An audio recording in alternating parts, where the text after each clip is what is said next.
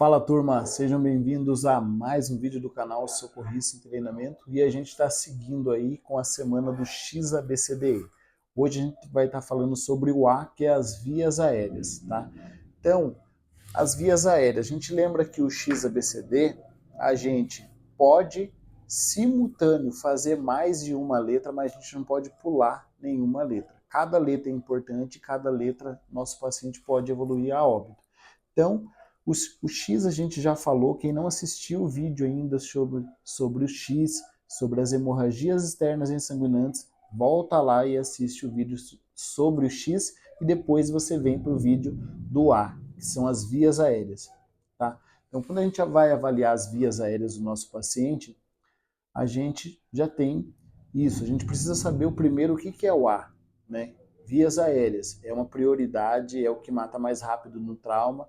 Lembrando, o X é o que mata mais no trauma, agora o A é o que mata mais rápido, que são as vias aéreas. Uma vias aéreas obstruídas e prejudicadas pode evoluir o nosso paciente a óbito devido à hipóxia, à falta de oxigenação, e assim vai, a gente vai falando no decorrer desse vídeo. Então vamos lá, pessoal. Falando aí sobre as vias aéreas, a gente vai avaliar, né?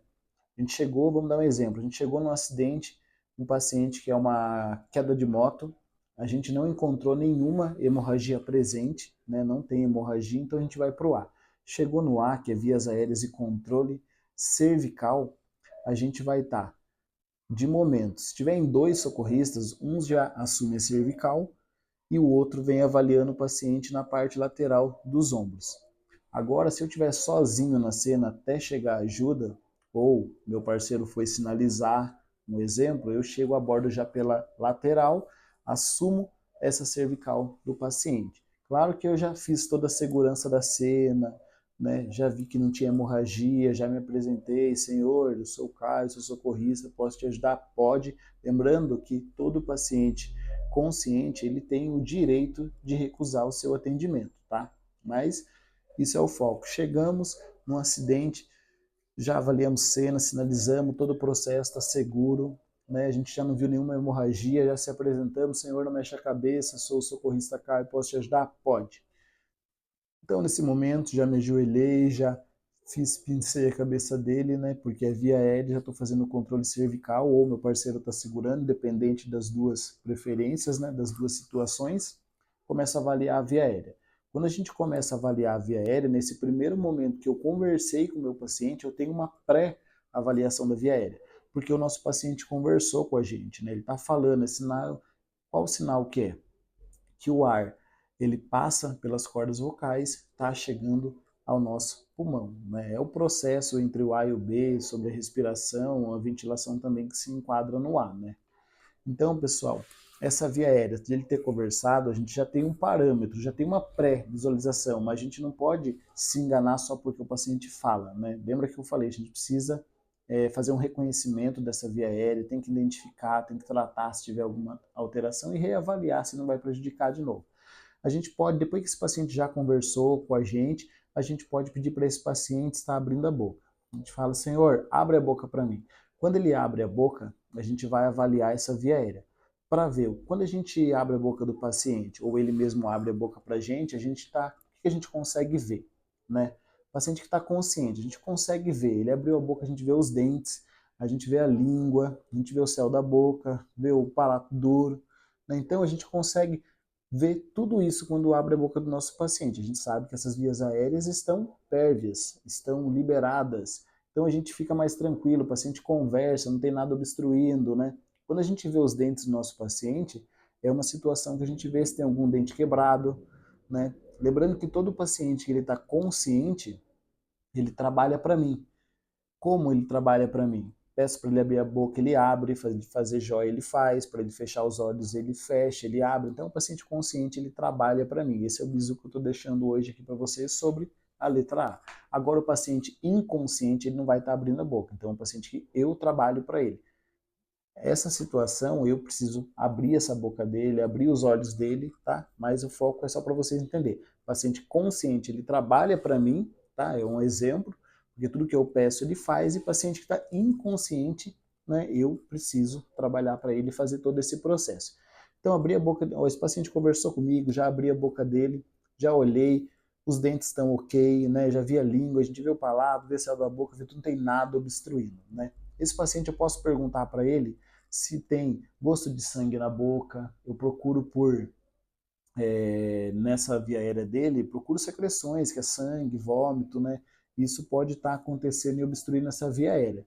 O paciente inconsciente é o mesmo processo. Eu preciso avaliar a via aérea desse paciente para ver se tem alguma alteração. Como assim? A gente avaliando a via aérea. Eu abro a boca desse paciente, não vai ter nenhum risco para mim, ele já está inconsciente, lembrando que eu não posso atrasar nenhum processo, começo a identificar crítico, já vou fazendo regulação e pedindo apoio, tá? Então, chegando nessa via aérea, eu abrir a boca do meu paciente, eu preciso procurar isso, né? Os dentes, tem dente quebrado, né? Tô vendo a língua, tô vendo o céu da boca, não tem nada obstruindo em si, não tô vendo. Tem sangue, tem alguma secreção, tem vômito, saliva, né? Água. Então, eu preciso procurar essa via aérea. Se tiver alguma secreção, a gente precisa aspirar essa via aérea, né? Esse paciente que ele tiver algum outro corpo estranho nessa via aérea, vamos dar um exemplo, né? Que tem a bala, ou que tem a excreta, tem uma prótese dentária, a gente precisa tentar tirar, mas não fazendo varreduras às cegas. Varreduras às cegas é o quê? Eu não estou vendo nada e eu começo a pôr o dedo dentro da boca. Isso não é recomendado, não é indicado. Agora, se eu abro a boca do meu paciente, eu já vi que tem alguma coisa que eu consiga tirar, eu posso até estar tirando em anzol ou pinça, mas desde que não seja uma varredura cega que eu empurre mais, né?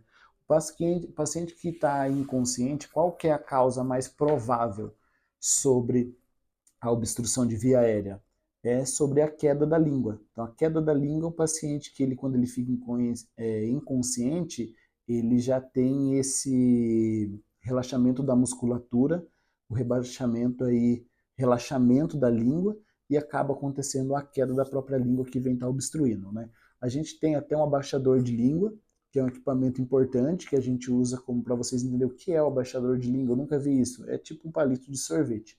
Esse a gente consegue manejar essa língua do paciente até quando a gente precisa introduzir uma cânula de orofaringe, que é uma cana de Guedel, que não vai correr o risco de eu empurrar essa cânula e estar obstruindo, empurrar a língua na verdade, não empurrar a cânula. Mas quando eu pego a cânula e empurro ela, vou fazer a mensuração dela, que é da rima labial até o lóbulo da mandíbula, eu posso, quando eu vou colocar essa cânula de Guedel, sem avaliar a via aérea primeiro, inspecionar, eu posso empurrar a língua e obstruir na via aérea, ou se eu não fazer essa inspeção e olhar antes essa via aérea, eu posso empurrar o corpo estranho, né, que seja uma bala, um chiclete, que seja e uma prótese dentária, eu posso empurrar isso ou até a própria língua e obstruir essa via aérea.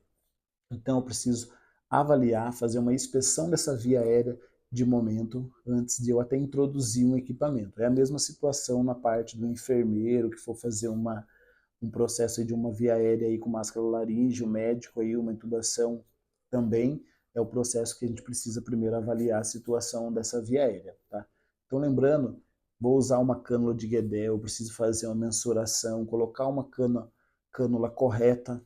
A gente sabe que a cânula de Guedel ela muda do adulto para a criança, porque o adulto ela vai introduzir, depois que a gente faz a mensuração da rima labial até o lóbulo da mandíbula, a gente sabe que ela não vai entrar na posição direta já. Ela vai entrar primeiro na posição, ela é virada para cima, essa cânula de Guedel. Quando ela chega na metade, né, que ela vai ter o contato lá próximo ao palato, na metade, a gente vai fazer a rotação 180 e ela vai parar na posição correta. Então tem que ser o tamanho correto, senão vai começar a trazer prejuízos também, não vai ser eficaz. E a criança já muda que ela entra essa cânula direto devido ao céu da boca não ter formado, não tem essa formação completa ainda, certo? Então o foco dessa via aérea, pessoal, a gente tem que se atentar ao quê? Ó, a gente não tinha nada no X, mas o A a gente encontrou essa via aérea obstruída. Se a gente encontrou essa via aérea obstruída, pode ser uma situação que o nosso paciente ainda está consciente, mas porém ele está tendo muita dificuldade na fala, a gente só está escutando ruídos, é uma via aérea que tem alguma coisa que tem que ser investigada. É o momento ideal porque a gente tem que pensar nesse paciente aí, que o paciente é crítico, né? Nas causas que vêm depois, não pode perder tempo. É como eu falei no vídeo do X. A gente encontrou um problema no X, a gente identifica e trata. Não posso perder tempo preenchendo papel, perdendo tempo com sinais, tem que trazer prioridades, né? ficar nessa via aérea, não dá para sair dessa via aérea mais, né? Então, mas e o B, e o C, e o D? Cara, a gente tem que focar no problema, né? O problema agora é o A. Se eu passo para o B, para o C ou para o D, eu vou fazer outra coisa, o paciente, essa obstrução de via aérea é o que mata o paciente mais rápido. Vai obstruir, vai faltar oxigênio, o paciente vai parar por parada respiratória, seguido de cardiorrespiratória. Então, chegou no A, encontrou essa via aérea obstruída, tem alguma coisa que precisa ser tratada de imediato. A gente precisa já começar a fazer o tratamento. Se a gente não conseguir fazer o tratamento, não vai dar para sair dali, a gente tem que ficar ali no A e a gente vai, exemplo, vamos ficar ali. Do A a gente não sai mais, não continua aí prosseguindo com o XABCD do trauma. É uma situação, como eu falei, você tem que saber identificar que é um paciente crítico. Então, estou avaliando essa via aérea, eu não posso mais sair para outra letra enquanto não tiver resolvido a via aérea.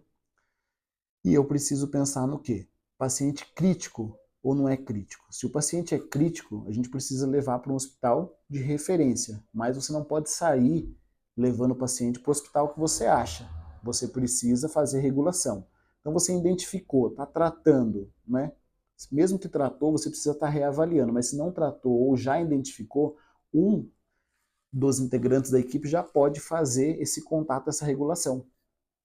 Por quê? Falando sobre essa via aérea, o que vocês encontraram aí?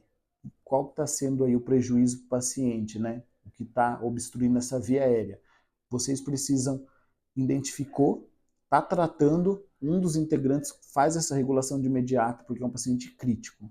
Ou a decisão do médico vai ser o quê? O importante dessa regulação também é informar onde vocês estão. A gente está a 5 minutos de tal hospital e 10 e tal, 15 de outro hospital. Às vezes a gente está 5 minutos de um hospital e 15 de um hospital de referência. Então é mais fácil, pela conduta, passar os dois hospitais para o médico regulador. Ele vai decidir, depende da distância que você está dele também.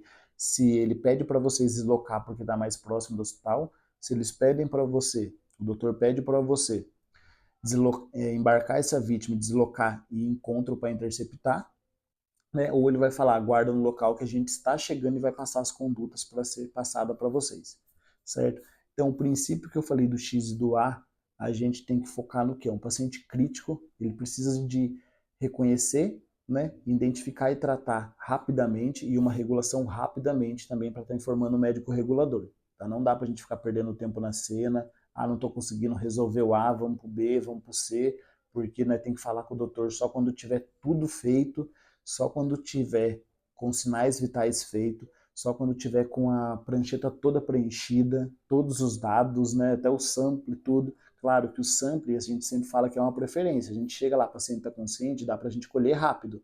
Mas isso é no decorrer, avaliando o paciente e coletando as informações importantes, porque o sample é importante devido ao paciente ter alergia sobre as medicações, né, e assim vai. Também sobre a refeição, né, pode ser paciente sobre no fato de ser uma hipoglicemia, mas não vamos entrar com isso daí, tá? Sobre a refeição. Mas então lembrei o foco. Mesmo que eu faça uma secundária, fiz todo o resto, mas não tratei a via aérea, meu paciente vai evoluir a óbito devido a isso. E o tempo que eu fico na cena. É um paciente crítico, a gente tem que ser ágil, tem que ser rápido, a equipe tem que estar sincronizada, né? A equipe tem que estar treinando muito para saber o que fazer, discutir casos, fazer um feedback, né? Pensando aí sobre o A, porque a turma acha que o A é só vias aéreas e controle cervical, né? Então a turma foca nisso. Não, isso é bem complexo. Estou falando para vocês já faz 13 minutos, né? E tem muita coisa para falar ainda, mas eu vou deixar para outra oportunidade, outro vídeo, trazer mais informações. Ainda no A, o que a gente pode fazer nessa situação que a via aérea do nosso paciente não está obstruída, né? Até na literatura que a gente vai seguir, depende da instituição, tem instituição que pede para ofertar o oxigênio para o nosso paciente abaixo de 94. Tem instituição que já pede para todo paciente vítima de trauma receber oxigênio de 12 a 15 litros. Então, e outras literaturas, abaixo de 94 saturando, 10 a 15 litros. Então, você vai ter que respeitar a instituição, né, que você trabalha. Na hora da regulação, o próprio doutor ele já vai falar sobre isso para você. Pode ofertar oxigênio para esse paciente se ainda não foi ofertado. Se for protocolo já foi ofertado, você vai falar que está em oxigênio terapia tantos litros, e dependendo da instituição, você vai falar que doutor, qual que vai ser a conduta do doutor. Você não vai falar porque ele vai passar. Ou você pode perguntar se oferta um oxigênio ou não, tá? Isso é normal, você pode ter essa autonomia também, mas a autorização vem dele. A gente não pode fazer nada sem autorização do médico. E sempre posso fazer só o que está no protocolo. Além disso, eu preciso ter a regulação e a autorização do médico regulador. Tá? Então, pessoal, eu acho que é isso também sobre o ar. Não posso esquecer disso também no ar. Como eu falei do oxigênio, é o momento que a gente fala sobre o ar, que é as vias aéreas e o controle cervical. Um paciente aí que não tem via aérea obstruída, depende do protocolo, como eu falei, ele vai ganhar oxigênio, depende do protocolo, não, né? Então estudem os protocolos, conheçam, para vocês também não ficar falando de outras instituições. Ah, por que eles colocaram oxigênio? E a outra instituição, por que eles não colocaram oxigênio na vítima de trauma? Então estudem, que é legal conhecer isso para conhecimento, os protocolos de outras instituições. Então o A, o que a gente costuma fazer no A também? Nesse momento, como é vias aéreas e controle cervical, tem literaturas, depende do lugar que você trabalhar, esse momento a gente vai estar mensurando e aplicando colar. Tem outros locais que você vai pegar o colar cervical e vai aplicar no momento do rolamento e pranchamento. Tem locais que já chegam e colocam o colar de imediato. Então depende muito, mas eu vou falar da minha experiência, tá? Vou falar até sobre o PH-TLS que a gente fez esses dias. Então a gente chega, né, depois que a gente já avaliou o A, a gente já vai fazer a mensuração e aplicação do colar. Lembrando, colar cervical, todo mundo tem uma grande discussão também sobre referente ao aumento da pressão intracraniana, certo? Quando que acontece isso? Todo mundo tem medo do colar, que aumenta a pressão intracraniana, então a gente tem que pensar no quê? O colar errado, né? Você não mensurou, colocou um colar errado no paciente, colar que não é do tamanho adequado, um colar muito apertado. O colar não é para a gente apertar. Ah, mas o colar não cabe, não está fechando. Você vai ter que pensar em outra possibilidade, fazer uma regulação, passar essa informação para o médico regulador e às vezes ele vai pedir para você encaminhar esse paciente com esse colar aberto até um controle manual até o hospital sem soltar. Red Brock, tirante e tudo, certo? Então o colar, quando você faz a mensuração, a aplicação desse colar, lembrando que ele é um lembrete, ele não é para fazer uma pressão mesmo para trazer esse aumento da pressão intracraniana. Quando você aplica esse colar do tamanho correto, ele tem que caber um dedo de cada lado. Então esse colar está eficaz, né? Então ele é só um lembrete, ele não é para estabilizar, que ele é para ele ficar segurando, fazendo uma pressão. Isso pode trazer o aumento da pressão intracraniana, o colar errado, o tamanho errado e muito apertado, também está sufocando esse paciente, né?